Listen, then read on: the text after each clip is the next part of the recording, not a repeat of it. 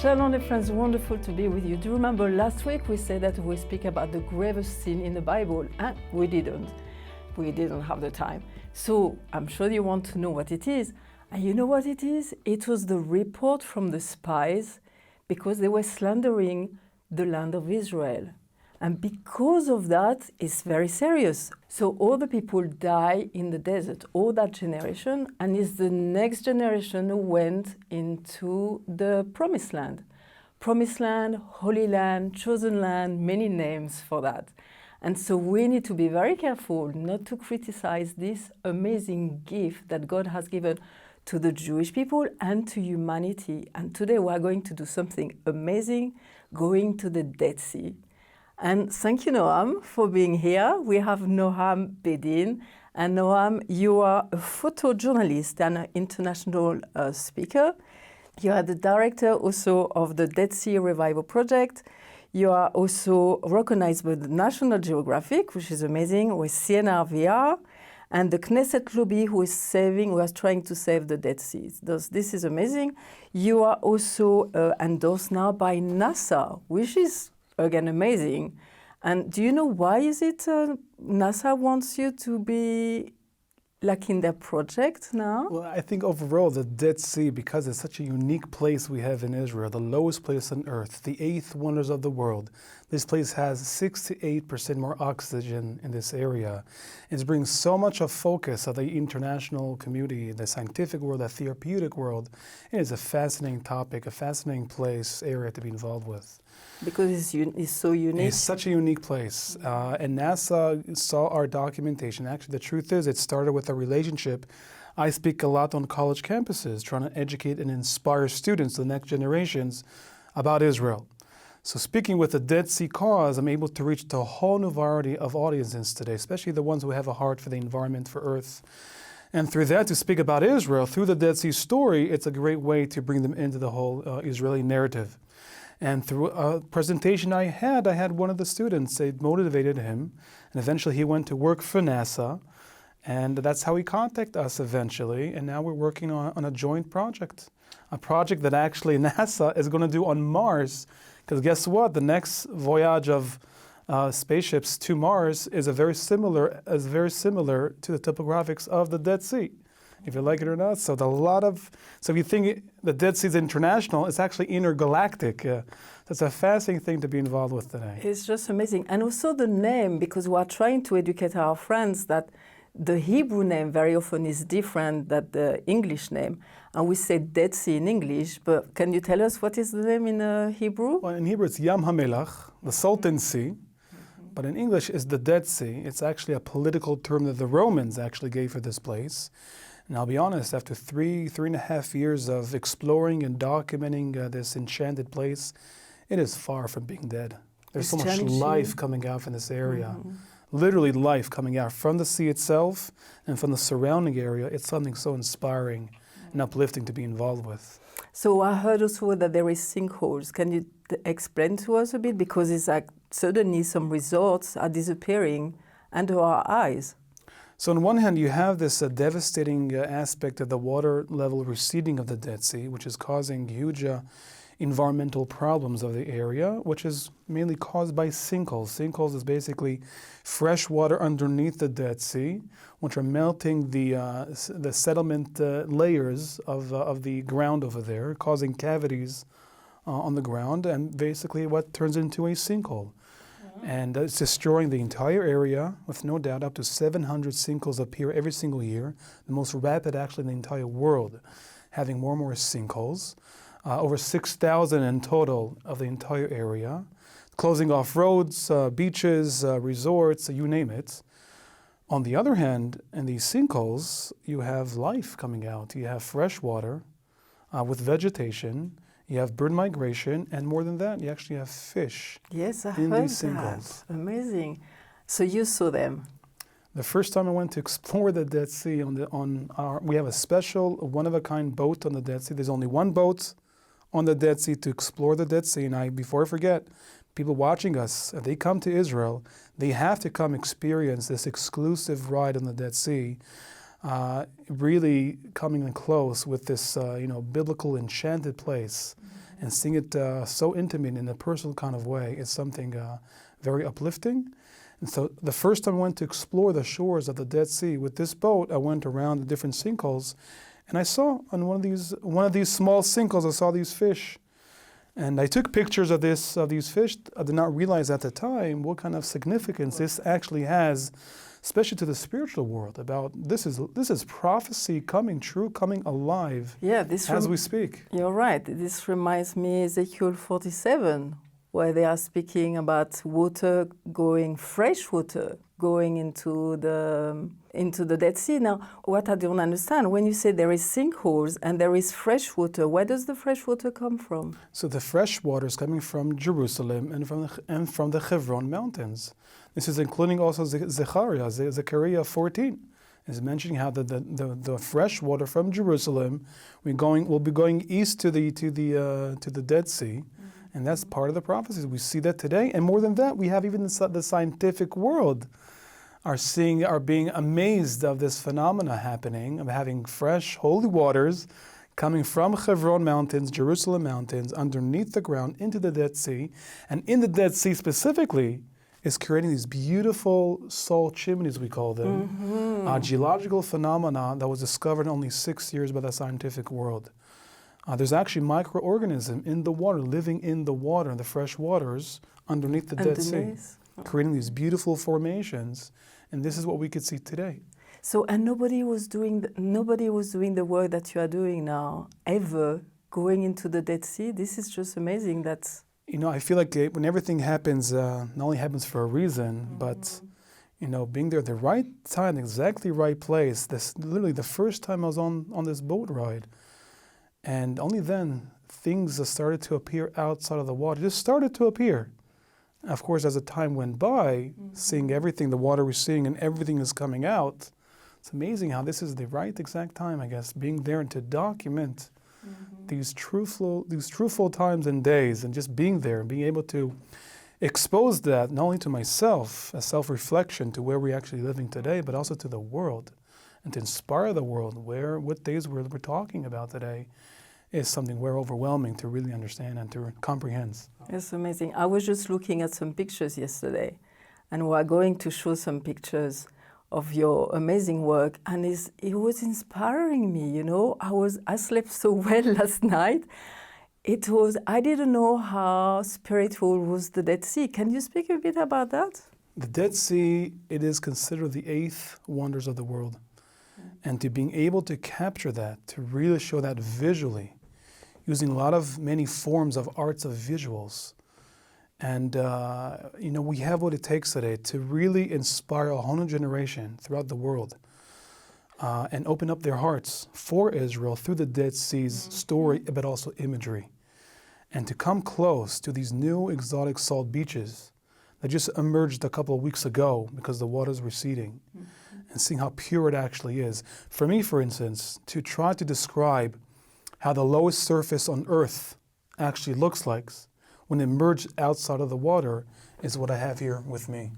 This is basically to try really capturing the scenery of the lowest surface on Earth that looks from up close.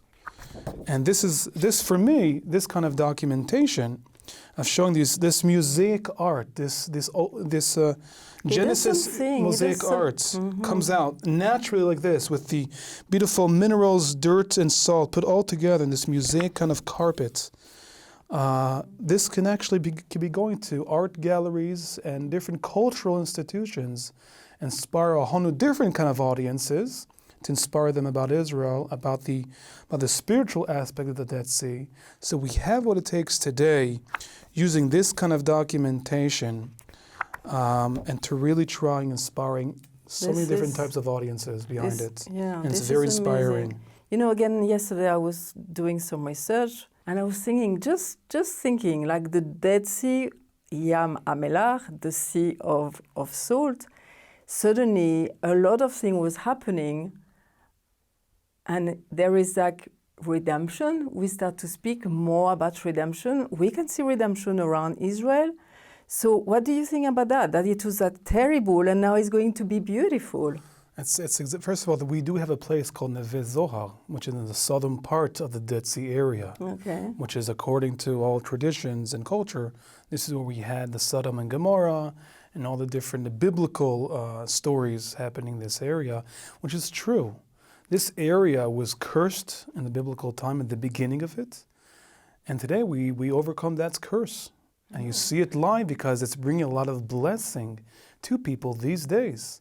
The fact that you have people from around the world coming to get treated at the Dead Sea because it has such a unique atmosphere of having, like we said, more oxygen, the combination of minerals and salts in the water, this pure mud that we have.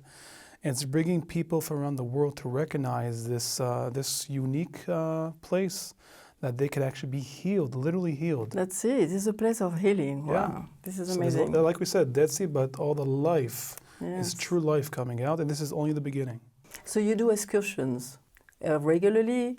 So the main thing we do for educating people about the environmental aspect of the Dead Sea and seeing it from up close is through these boat excursions, which is in the northern part of the Dead Sea. It's a one-of-a-kind ride.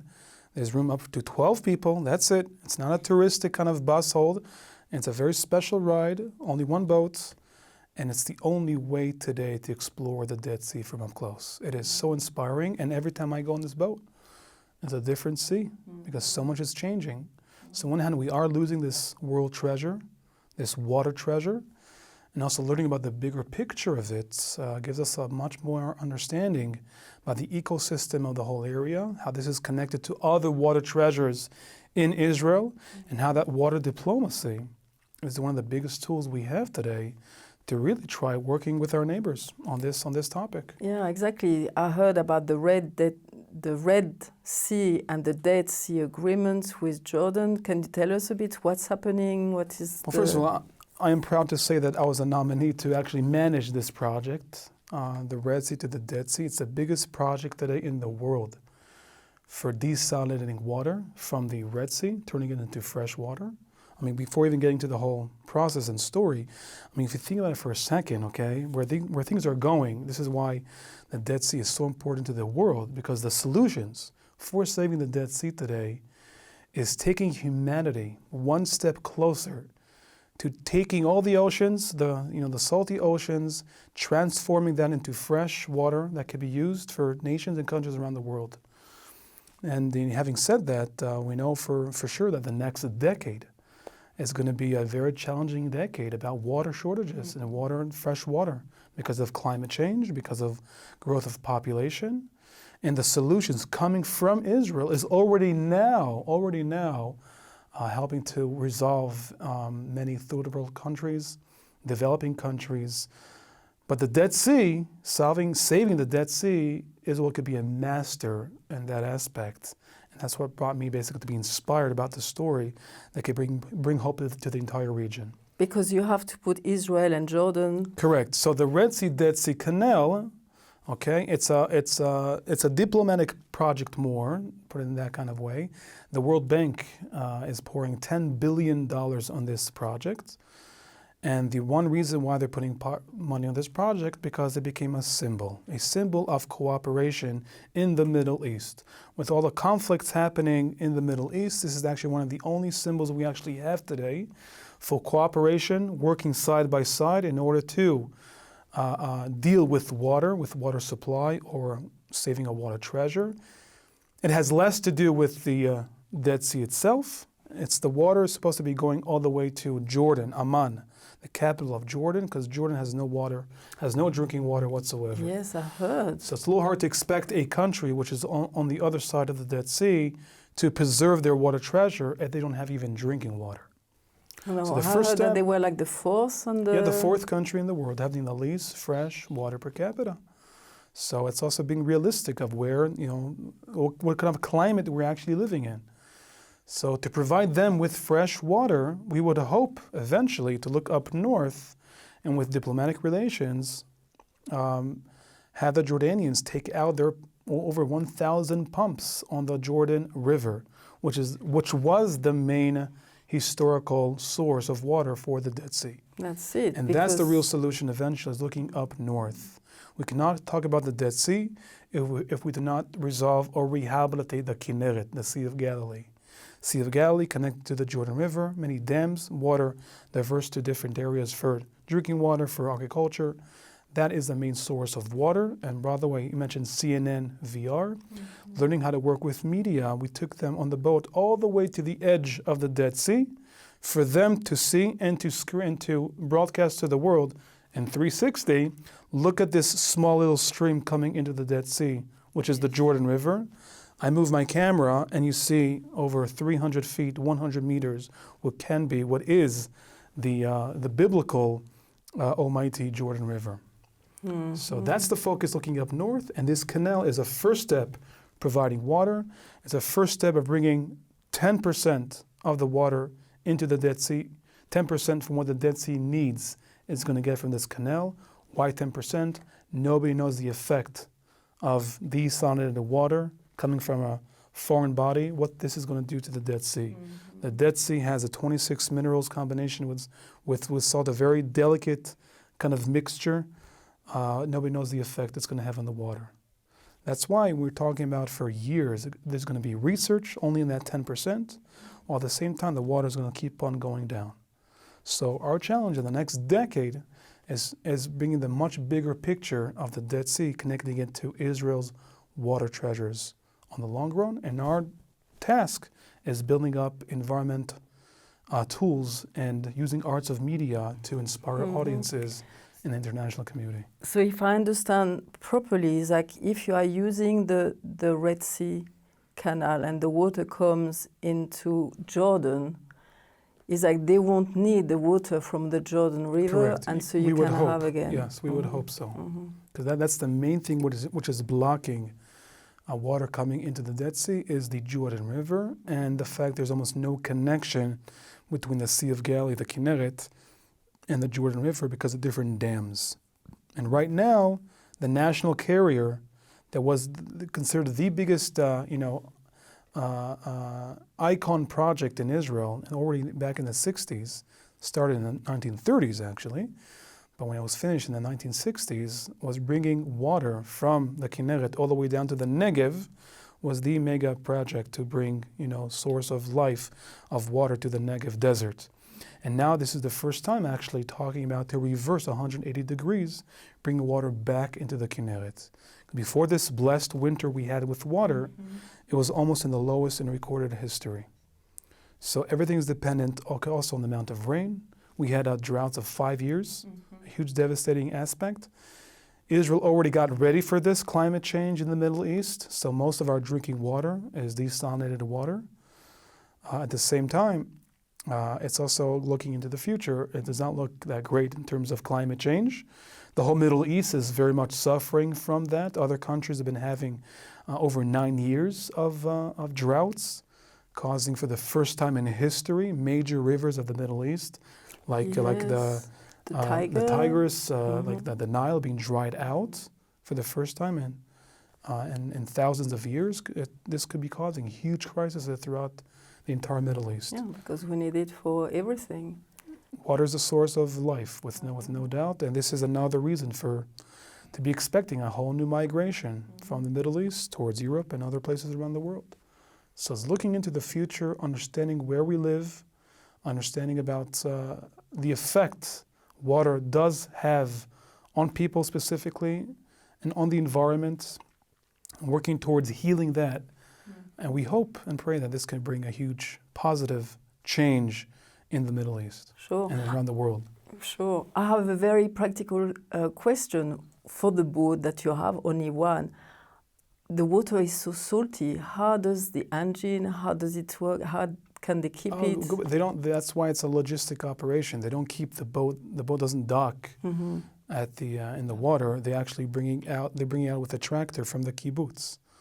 So they take the tractor and the wagon, the boat on the wagon, all the way down to the shore, opening up a specific path only for us, only for the people coming down. And then afterwards, they take it back and they clean off the entire boat from the minerals and salt. Because so I saw, work. Yes, I can imagine. I saw a picture of a bike who was left there, and it's like all salty. So I was like, how can they do Wow, this is amazing. So what is your vision for you personally? Because you have this amazing book. I saw that you wanted to do things with a Zionist Christian, to go and speak to them. So my vision eventually is using all this content and turning it into a multimedia, using arts of visuals in order to inspire a whole new generation around the world. Because we have what it takes to do that, using photo exhibitions, using virtual reality demonstrations, any way to interact with your audience itself. Having this kind of photography, we can actually reach to very liberal crowds as well, if it's through the artistic world, the cultural world.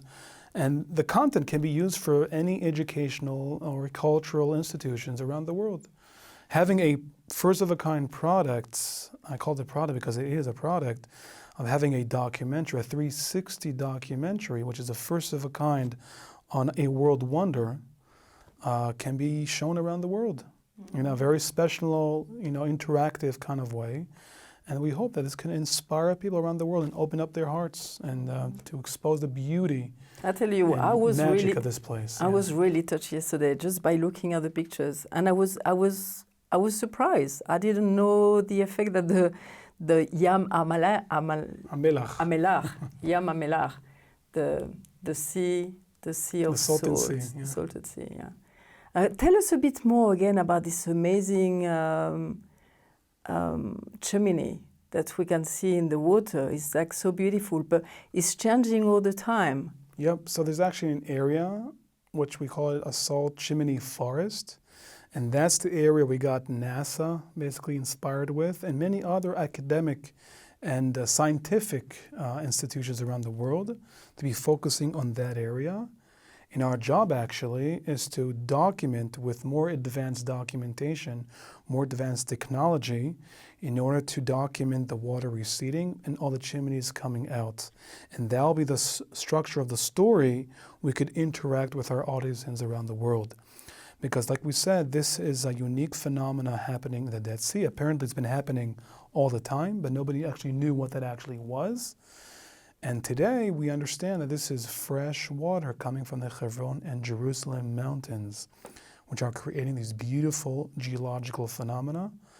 And you literally see it. Right now we have a whole area which is still under the water. These chimneys are coming out, and by, I would say, by next winter, it'll be out. Mm-hmm. Now the contrast because they are growing like that, or because because the water is receding. Okay, but so they're already growing in the going... water. They're like 12, 15 meters below in the water. Mm-hmm. They're huge. Mm-hmm. But they are growing slowly. Yeah, in the water. Okay. But once they're outside of the water, that's it. Okay. It stops the water. The fresh water dries out. Mm-hmm. It's not a chimney anymore because the water does not go out from the salt formation. So do they come out? That's what it's called. It's called a chimney because the microorganism in the fresh water wants to protect the fresh water from the salt. What it does is you'd have a stream of fresh water, and the microorganisms have the swirl around the stream itself, and the salt goes around this swirl, and that's how it creates this beautiful sleeve. And it's called a chimney because the fresh water leaves the top of the chimney. So when the chimney is actually touching the surface of the water, you actually see the rings around it where the water is coming out.